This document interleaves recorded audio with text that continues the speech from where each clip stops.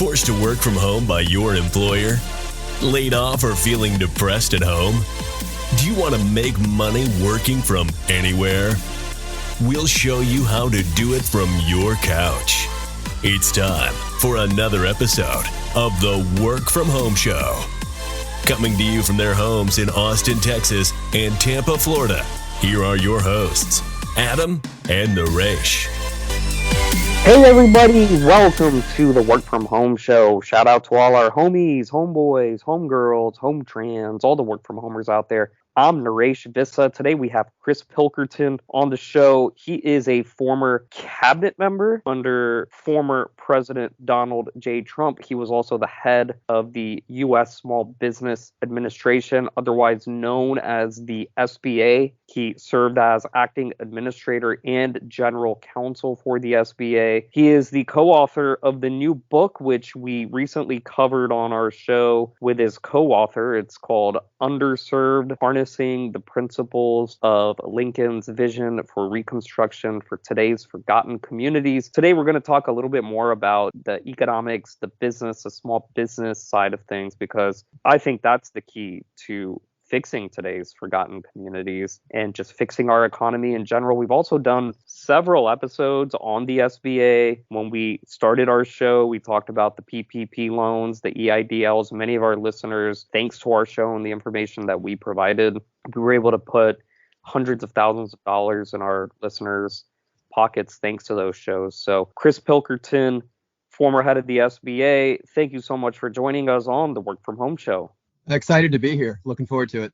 I'm excited too. Surprisingly, the episodes we've done on SBA topics have done really well. We thought they would be boring, dry topics, but they're incredibly important to people and they provide a lot of value. So let's first start with your career. What years did you serve under the SBA? And also, what else did you do under the Trump administration? So I started at the SBA, in 2017. I believe it was June of 2017.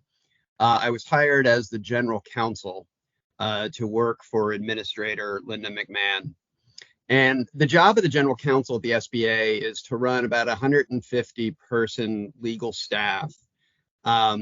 And some general counsels also take on a role that I had called the Regulatory Policy Officer, which was relevant under the Trump administration because of the deregulatory agenda. So we identified almost 10% of the SBA regulations that were either antiquated, not relevant anymore, overburdensome. So that role played a significant piece of the work that was being done from the administration, but really just kind of, oversee the day-to-day legal activities. Working for Administrator McMahon, I also had kind of a seat at the table as sort of a business general counsel. So I was very engaged in the activities surrounding the loan programs and the contracting programs and the disaster programs. And so when she stepped down in 2019, I was asked to take on the role of acting administrator, and you never quite know how long those roles are going to last. They're dependent on a lot of different components, including, the Senate's calendar for confirmation. So I was in that role for about a year. And during that time, I sought to continue a lot of the great work that Administrator McMahon had done, also worked on workforce opportunities. That's not traditionally something that happens at the SBA. But that was one of the biggest needs for small businesses, was to help identify, areas to bring in new workers. And so we also ran conferences to look at underserved communities. So folks that were transitioning out of prison as part of the First Step Act. We also looked to work with groups such as Disability In to get more work opportunities in large and small businesses for the disabled, as well as people that were young adults transitioning out of foster care. So really kind of delve into communities that were underrepresented to help those entrepreneurs who are working so hard and so critical to our economy. And then in March of 2020, the White House asked me to come over to the White House to run something called Opportunity Now, which was essentially the idea was to help look at entrepreneurship, economic development, as well as other areas in local communities and figure out ways to work directly with governors and mayors and kind of the federal regulations to figure out if there were ways to help really kind of drive economic development in the context of opportunity zones and other things. So as you can imagine, the intention behind that was to travel around the country to do this in person. Of course, then COVID happened. So a lot of that became virtual, but we still continued to have those conversations with governors and mayors and kind of work with them. But it became much more in the context of things like the PPP, other opportunities for their own economic development, even in the midst of layoffs and shutdowns and things of that nature. So continued that work with Jaron Smith, my co-author on this book and my colleague in the White House, and have had the good fortune to be able to continue a lot of that work working with the nonprofit sector today. I like that journey. So you said Linda McMahon hired you. So for those listening, Linda McMahon was, I believe, like the CEO or president of the World Wrestling Entertainment, WWE. Her husband is Vince McMahon, or maybe was Vince McMahon. I'm not sure. I'd have to look that up. And she was appointed as head of the SBA at the beginning of the Trump administration. How were you hired by her? Were you just recommended to her, or do you have an existing relationship with her? I didn't know her.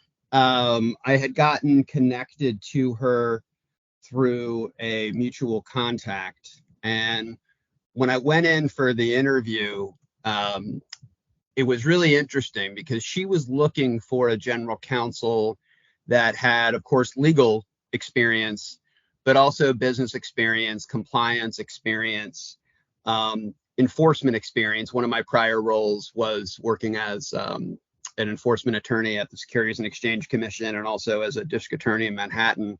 And so I'd had a career that had kind of spanned a lot of different areas for sort of a business general counsel. And as far as a CEO, obviously you mentioned she started what was World Wrestling Federation and became WWE. And so she had, not only started a small business, but became a global CEO. And she was really amazing in that she was, I believe, the first person to go to all 68 district offices around the country for the SBA. And I think a lot of people would come out to see her, when she would go meet with some of these small businesses, she would get crowds. And she would talk about the fact that she had seen firsthand the challenges of starting a small business and turning it into not only a large company, but then a public and a global company. And so she was a great ambassador. She continues to be a great ambassador for small business and workers. But from my perspective, it was tremendous for me because I learned from her so much that when I kind of took the reins at the SBA, I like to think the transition was relatively seamless. Certainly, she brought a lot more celebrity, than I did. But her talent and her understanding and her legitimate and genuine concern for small business owners was ever present. Why did she step down from the SBA if she was doing so well? I believe she took on a role involved in some of the political activity. So like I said, she did step down, and when she did, some of the players were still there, and the mere fact that I'd been there for a couple of years was super helpful because the transition was not just that I'd sat at the table with her, but I knew the challenges as well as the other leaders. But like I said, she's a great person. I still stay in close touch with her, and I have learned so much from her. You mentioned that there were a lot of old regulations before the Trump administration came in. These regulations weren't very pro-business. Can you talk about these old regulations and why they were put in place in the first place? Sure. So one of the things that President Trump said, you may remember, it was his policy was you couldn't have a new regulation unless you got rid of two. That was sort of the standard, kind of the 2-for-1, I believe, was kind of what the media called it, because it was his belief, and I think rightly so, was that kind of the regulatory overburdensome nature is something that's very difficult for small business. And certainly that happens at the state and local level, but it happens at the federal level as well. There is an organization within the SBA called the SBA Office of Advocacy. And one of their roles is anytime there's a new regulation anywhere in the government, not just at the SBA, but anywhere in the government, they have to be able to analyze that and make a recommendation as to whether it would have a negative impact on small business. So when we were looking at the SBA rules, we went through literally every single one. It was my job as the regulatory policy officer with a great team of fantastic, dedicated, committed SBA career personnel, and just really looked at stuff that was on the books, because what happens over decades of administrations, stuff just literally piles up. And it sounds, you would think the government might run more efficiently than that, but you have regulations that are removed, regulations that stay, regulations that are rewritten. And so we really conducted an analysis of, look, if you have to comply with 5 different things that are related to the same issue, is it more efficient to look at those 5 different things and kind of streamline them, into 2 or 3? Those are the kinds of things we looked at. We also literally looked at some that, regulations were on the books and they just said the exact same thing. So there was no need to have that. But then there were other things too that I'll pick, just give you kind of one example. There's something called a hub zone. And the hub zone gets a contracting preference, particularly around underserved communities. And these are historically underutilized business districts, and they kind of run the way that you have the census tracts at HUD, similar to some opportunity zones, which is something we can talk about. But there were rules around that were really difficult for employers, because you might start a business, but if certain components of that business went outside of the geographic boundaries of that hub zone, then you might lose that status. And the reason the hub zone status is important is because it helps get government contracts into these underserved communities, which of course helps the tax base, helps hire people from those areas. So it's things like that I think bringing a common sense approach to the rules, and not just sort of the government overreach that can often happen, is something that takes time. But I think you really have to be thoughtful about it. And that's one of the great things about the SBA, because it's looking at entrepreneurs from multiple levels, right? You're looking at folks that are winning government contracts to help build their businesses. You're also getting folks access to capital, obviously, kind of your standard SBA loan that helps build up those businesses. You've got a technical assistance component. Entrepreneurial development is the name of that office, and that helps teach people how to build the business. And I think one of the things that we're going to be seeing in sort of the future of the SBA is the transition from the kind of bricks and mortar offices, which I think will always be there, but also support for online services. So one of the things that Linda McMahon started was something called the Ascent platform. And in her experience, she had seen that one of the most difficult areas for female entrepreneurs was the ability not just to start the business, but to scale the business.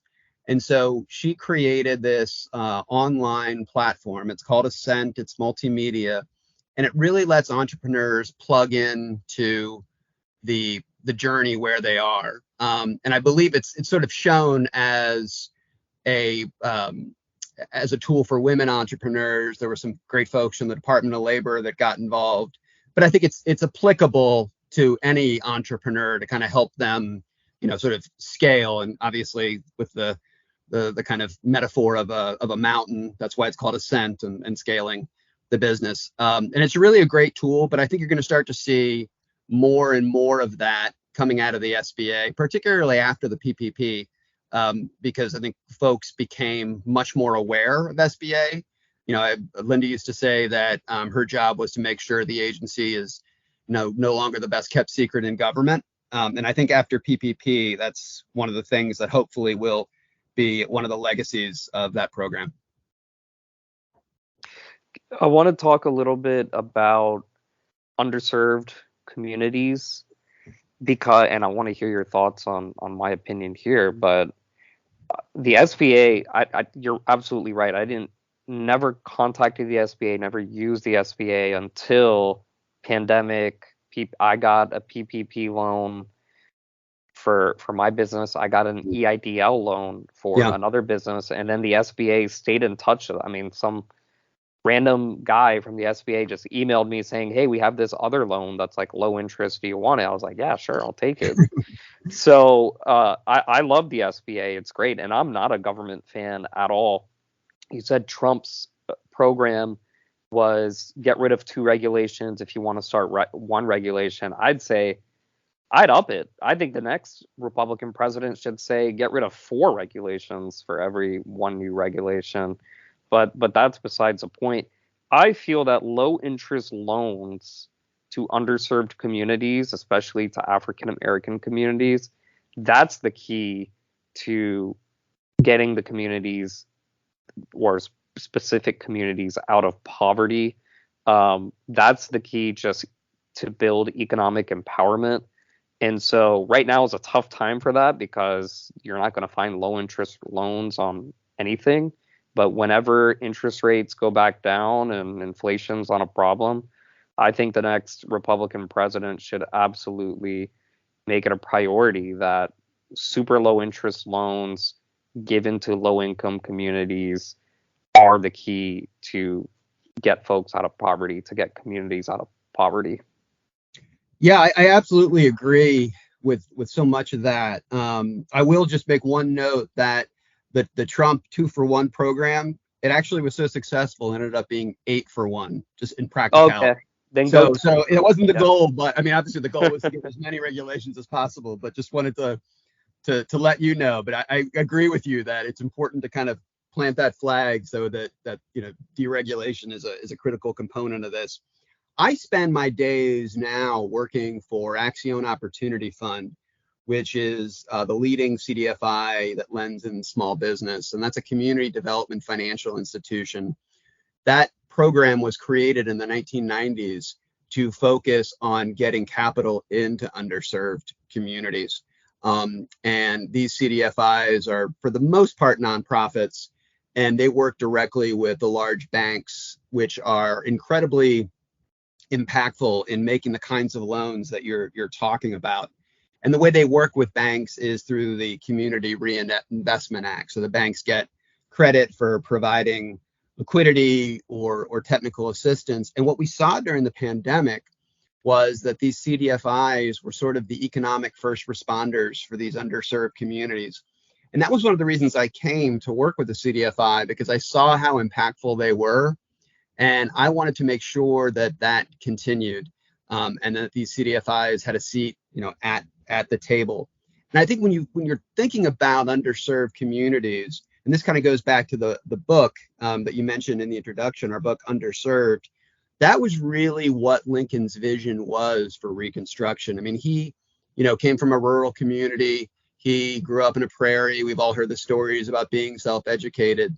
And at the end of the day, he wanted opportunities for all. So once he was dealing with the inhumanity of slavery, he wanted to help build out opportunities for all Americans. So, he created something, for example, the Morrill Act, which was the beginning of land grant colleges, the state university system, because, they had these sort of a number of well-known Ivy League schools at the time, but he wanted to give folks in the West the opportunity to go to school, to learn a trade, and then ultimately start a small business. So I think, Abraham Lincoln was definitely a small business president, and but for his assassination, and then how President Johnson sort of just was unable to, or unwilling rather, to complete the mission that Lincoln had set forward. Today, we really do have that opportunity to get capital to these communities, certainly minority communities, but other underserved communities, rural areas, and help build up that economic and small business ecosystem. I want to go back to the SBA. What programs or other programs from the SBA should our listeners know about? How can they contact the SBA to get involved with some of these programs or just to find out more information? First thing I will say is the SBA is it's an amazing organization, and it's amazing because the career staff there are amazing. They want to help you, right? So I know sometimes people fear giving the government a call. You can literally walk into one of the 68 district offices of the SBA or call them, and they're going to sit down and they're going to help you start your business. They're going to help you figure out ways to get capital, figure out ways to literally start from scratch. So people should utilize the service. The best way to reach them is just go to sba.gov, find your local SBA. In some states there's multiple offices, and then call them and then go in and sit down and see them. There's programs like you mentioned, SBA loan programs. Most of that happens through big banks, so you can walk into a large bank and find out if they've got an SBA program. There's there's a ton of lenders in that space. But I think it's also just helpful to kind of get to know the SBA folks, because they're going to have different programs. They're going to have things that they can introduce you to. There's the government contracting program. So 23% of all federal contracts go to small businesses. And that's obviously a great way to help businesses scale, start, and then really become, just very, very critical to that particular industry. And of course, that crosses everything in the government. So I think the two big programs for businesses that are going to be starting up are those two. And they'll also be able to connect you into other parts of it. So the technical assistance programs that I mentioned, as well as there are small private equity companies that are affiliated with the SBA called the SBICs. And when businesses get to a certain size, there's the potential to receive funds from them as well. So it's a really well thought out ecosystem. I think the pandemic showed us that the agency, has certain challenges, and hopefully between agency leadership, Congress, and the White House, those will be developed and worked out, and the agency will continue to have such a meaningful impact on the American people. That's Chris Pilkerton. He is a former cabinet member of Donald J. Trump's administration. He was a former head of the SBA. Before him was Linda McMahon. He was also the general counsel for the SBA. He is a co-author of the new book. Check it out on Amazon. It's Underserved: Harnessing the Principles of Lincoln's Vision for Reconstruction for Today's Forgotten Communities. Chris, any final thoughts you'd like to share with our listeners, or anything else you want to promote? Well, thanks for this opportunity. But what I would say to the listeners is that I believe, and Jaron believes, that we have a unique opportunity now to take Lincoln's vision for these underserved communities and apply it for the future. One of the things that we talk about in the book is this concept of a czar for underserved communities. That is, a presidentially appointed position, but takes all of the duplicative programs across government and figures out a way to streamline them and really audit what's out there to make it really impactful for underserved communities. Because when underserved communities flourish, economic tax bases flourish, you get funds to police officers, to firefighters, to teachers. And that is really what economic development's all about at its core. I've been honored and privileged to work in this small business space and to work for the SBA. And I will just say that I'm really hopeful that folks will take a read of the book, learn the history behind this, and hopefully together we can all work on bipartisan solutions to move the country forward. The website is sba.gov, sba.gov for more information. Chris Pilkerton, thank you so much for joining us on the Work From Home Show. To all our listeners, check us out at workfromhomeshow.com. Get on our mailing list there. You can subscribe on iTunes, TuneIn, Stitcher, whatever podcasting platform you use. Definitely subscribe to us. Leave us a review. Like I said, get on our email list, follow us on social media. We're on X, we're on Facebook, we're on a few other platforms. If you have any questions or you want us to forward a comment or question to Chris Pilkerton, email us. Our email is hello@workfromhomeshow.com. That's hello@workfromhomeshow.com. And until next week, keep on working from home.